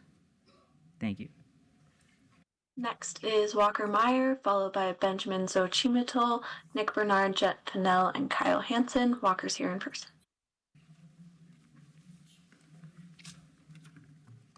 Hi, my name is Walker. I recently moved to Salt Lake City to start my PhD at the U, and since then I found a really great community in Salt Lake, and I'm really proud to be a part of it. I didn't quite know what I wanted to say when I came here, and I think I just want to share my emotions. We've all seen the abuse and the atrocities from ICE. I don't think I need to convince any of you of that, but I know too many people that seem to think that the people being targeted are living separate, illegal lives. I am here today because I have the privilege to speak without fear for my livelihood, and I'm white. I'm American. My mother's family and my father's family have been here for as long as anyone can remember, but my sense of the American dream didn't come from my mom or my dad. It came from my Chicano stepfather and the family stories that I have from him. In 1910, my great-grandparents fled violence in the Mexican Revolution and came to Texas, where they led their lives. They met and they got married and they raised my grandfather, all without ever learning how to read or write. My grandfather, a lifetime later, graduated at the top of his class from medical school. He served in the Navy. He opened a psychiatric practice in San Antonio, Texas, to serve underprivileged Spanish-speaking communities. And he raised a son that went on to raise me. And I am the man I am today because I grew up with this idea of the American dream. As I grew up, my parents ran a small business out of our home. Their employees, all Latin American immigrants and many undocumented, became some of our family's closest friends. When I was young, I played with their children. As I got older, I worked with them on job sites during my summers off between school. And when my mother got sick, they were the first to take us food, to take care of us, to be there. And after my mother died, they were among the first to hug me while I cried. So when I saw the video of Marta Renderos dragged through the Salt Lake City airport, screaming for help, I know that she was invaluable to members of this community, papers or not. Please do something, do anything. Thank you. And that was 1 hour, and we have 2 names left. The next will be Benjamin Xochimilco and then Nick Bernard. Benjamin, you may now unmute. Thank you. Hola, my name is Benjamin Xochimilco. I'm a constituent from Saratoga Springs. Representatives from the mayor's office and members of the council, thank you. And before beginning, I want to clearly state that I support many of the comments and positions raised by really a number of the previous speakers, from Audra and Ethan, MJ, and others, and I'm here to add my voice to those concerns. What happens here matters well beyond one city, any one city, and decisions made in Utah's largest cities shape the norms and expectations across the state. So it's very important to me as well because they affect my community. I'm asking you to use the authority you already have to say no to grant funding and partnerships that support ICE operations or expanded surveillance, and to draw a clear line against any policies, really any ones that cause harm to the people who live here. And it matters now more than ever just because we're seeing Utah agencies already in 287G agreements with ICE and DHS, and additional programs have been proposed. And that includes the construction of new facilities to support ICE operations. And they're not small and they're not isolated decisions. They represent deeper and more permanent entanglement. And the Constitution of the United States was not written to be convenient. It was written to restrain power, and protections against unreasonable searches, detention without due process, and so on matter most at the local level, and those people feel those consequences directly. We've seen a lot of this play out already in Utah, ICE agents staking out Home Depots and quiet and violent detainments on the west side and elsewhere, and ICE presence at the airport. And these are not abstract policy debates. People are going to work and traveling and simply being in public spaces and they don't feel safe. I just want to say thank you very kindly. This isn't about being anti-safety or anti-government. I just want you to listen, and thank you for your time. And finally will be Nick Bernard, who is here in person.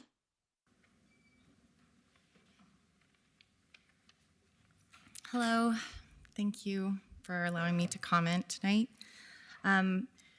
I also was here last year with a group of folks advocating for Palestinians and standing up against the genocide that is still happening in Gaza. And I want to recognize that the council did take time to create a peace resolution statement, and I appreciate you all taking the time to create that.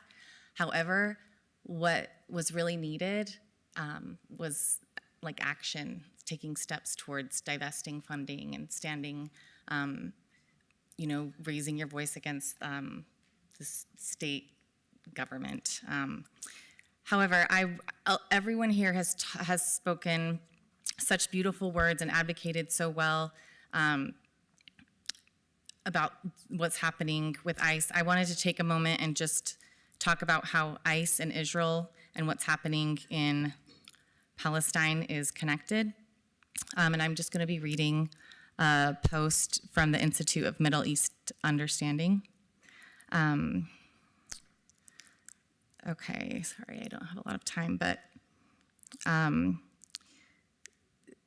basically, what you're seeing here, the torture and the terrorization of our citizens is happening in Israel. It's been happening in Palestine. The way they're treating people when they're detained. ICE agents are being trained by the IOF in Israel. There's a connection there, and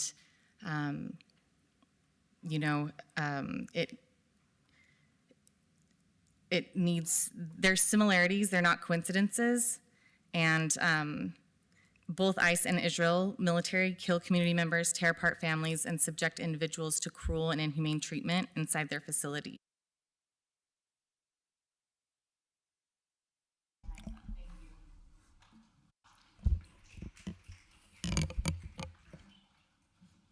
Thank you, all of those that shared your comments. We have a moment of privilege here being requested. Councilmember Lopez Chavez. Thank you, Mr. Chair. I want to thank everyone that came here today. Quiero agradecerle a todas las familias que están aquí. Ustedes representan a mi familia y gracias por proteger nuestras comunidades. Quiero agradecer también a los carpinteros que están aquí. So I want to thank the carpenters. They actually stepped away, but I just wanted to give them a shout out because they're here trying to fight for their working rights, and a lot of them are undocumented, but they're also union members. And so there's a great intersection that's happening here. What I wanted to do was talk to each and every one of you in this room, but actually I think it's more important that I talk to each of my colleagues here. You've heard from staff members, you've heard from neighbors of ours, you've heard from even some of my relatives that were in the crowd today. And many of us dedicate our time to protecting our neighborhoods. I want you to turn your attention to the flags behind me. I want you to look at the resolutions that we've passed for different communities. I want you to look at how each of you negotiated with me, even persuading me to go against my own values and morals and ethics, and to try to negotiate for the betterment and the good of this city. And I want you to consider every historical context, every time we've changed the moral conditions in which we codify city code in order to better make an outcome that's better for this city and for each of our neighbors. And so it's not a political moment, and you've heard this tonight, genuinely. I'm scared, and I share that fear. I have many friends that have never felt this fear today, and I have even more that are numbed by the horror that's happening. And I know that many of us feel it in this room. And so I'm asking each of you to stand with me and remember Renee Good, to remember Keith Porter, remember Jaime Garcia, remember even Jose Hernandez, someone that passed away here in Salt Lake City, somebody that was confused, that was undocumented, that was seeking due process and was fatally shot by our own police department. And that's a mistake we need to own.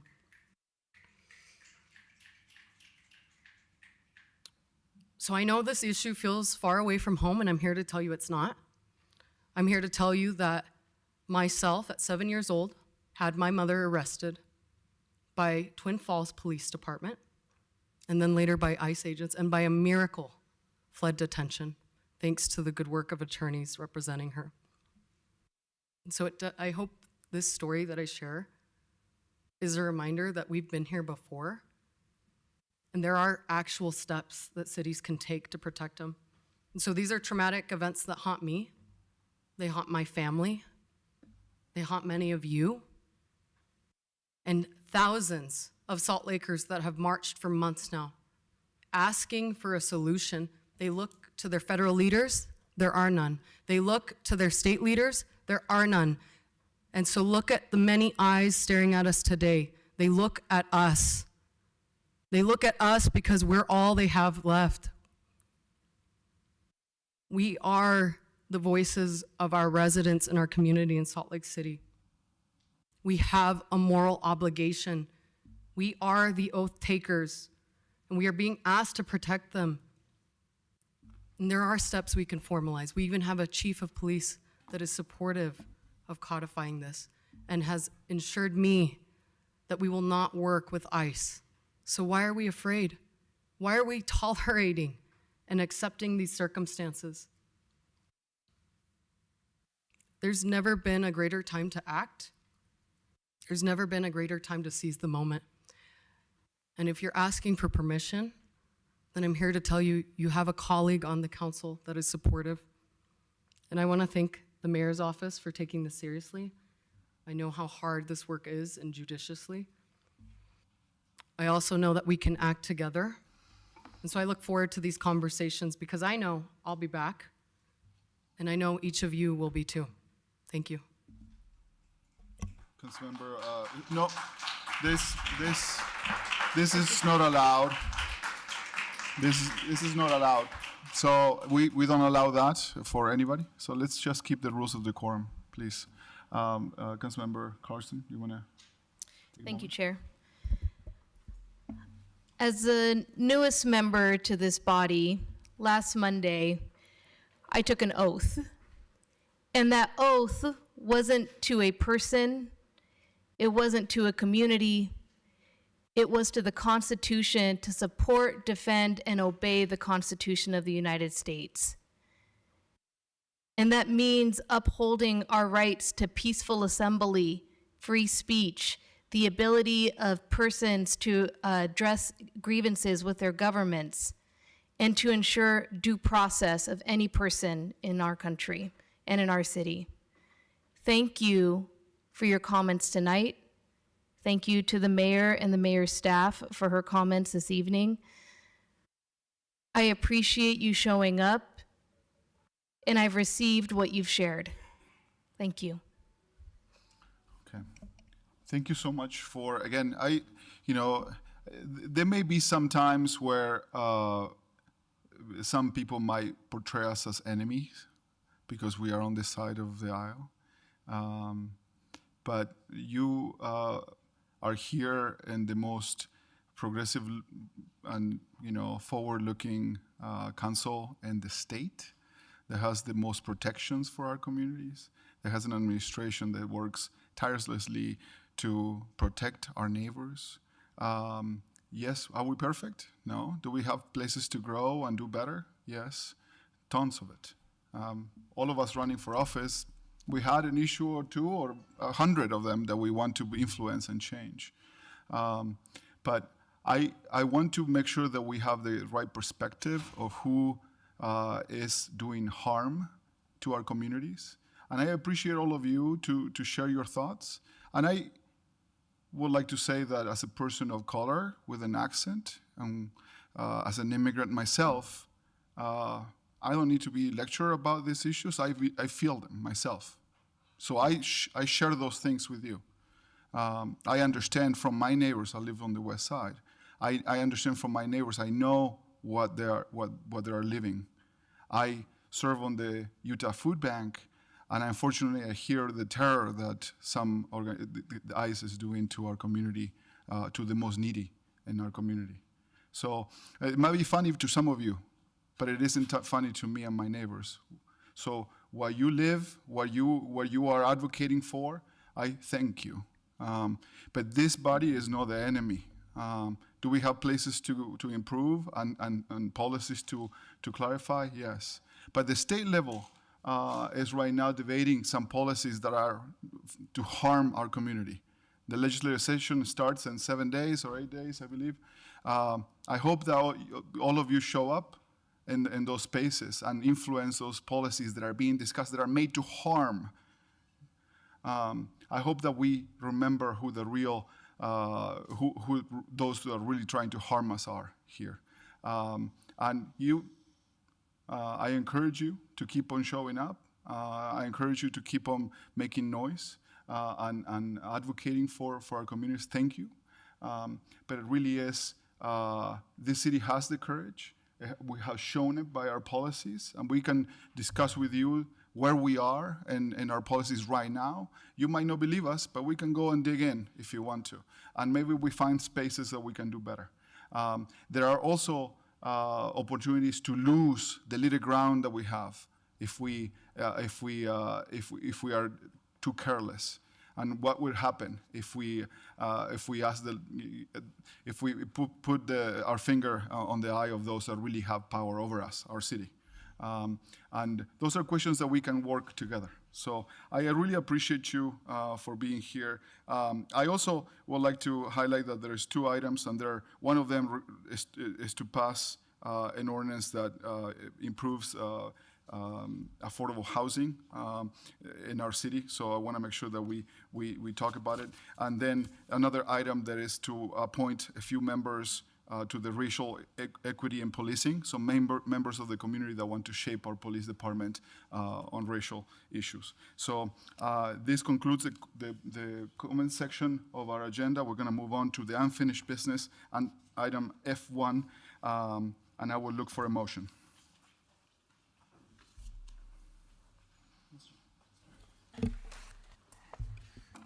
Mr. Chair. Yeah. Oh, the new business. Well, since we're already in, unfinished business, let's do F1. Mr. Chair, I move that the council adopt the ordinance adopting amendments to the Salt Lake City Consolidated Fee Schedule related to credit card surcharges in the Public Lands Department. I have a motion by Eva Lopez Chavez and a second by Dan Dugan. Any questions about this? All of those in favor say aye. Aye. So let's do number E1, nomination of council chair and vice chair for calendar year 2026. Mr. Chair, I move that the council ratify the nomination of council member Alejandro Puy as chair and council member Erica Carlson as vice chair for calendar year 2026. Second. Have a motion by council member Young and a second by council member Lopez Chavez. Any questions about this? Comments? Okay. All of those in favor say aye. Aye. Any opposed? This motion carries unanimously. Item number G on the consent agenda. Move for approval. Second. I have a motion by Councilmember Young and a second by Councilmember Dugan. You guys are fast. I used to be the one. So all of those in favor say aye. Aye. Aye. Okay, that motion carries unanimously. This concludes the meeting for today. Thank you, everyone. Thank you. Thank you.